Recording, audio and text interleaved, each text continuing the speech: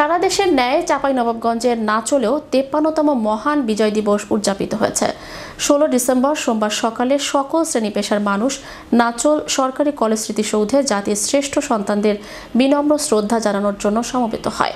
শোক আর রক্তের ঋণ শোধ করার গর্ব নিয়ে উজ্জীবিত জাতি দিবসটি উদযাপন করে অন্যরকম অনুভূতি নিয়ে শীত উপেক্ষা করে ভোরে সূর্য ওঠার আগেই হাতে ফুল সর্বস্তরের মানুষ স্মৃতিসৌধের সামনে সমবেত হতে থাকে।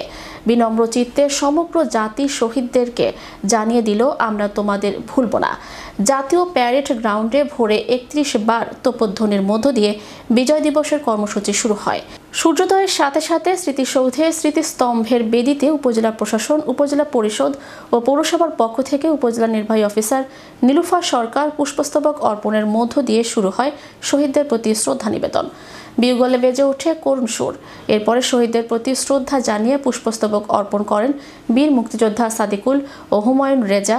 আইনশৃঙ্খলা বাহিনীর পক্ষ থেকে নাচল থানার অফিসার ইনচার্জ মনিরুল ইসলাম, বাংলাদেশ জাতীয়তাবাদী দল উপজেলা, পৌরসভা, বিএনপি ও যুবদল সহ তাদের অঙ্গ সহযোগী সংগঠন দল এবং জামায়াতে ইসলামী সহ বিভিন্ন সরকারি, আধা সরকারি, বেসরকারি স্বায়ত্তশাসিত শিক্ষা প্রতিষ্ঠানগুলো স্মৃতিসৌধে পুষ্পস্তবক অর্পণ করেন। শ্রদ্ধা নিবেদন শেষে উপজেলা পরিষদ চত্বরে জাতীয় পতাকা উত্তোলন ও দোয়া মোনাজাত করা হয়।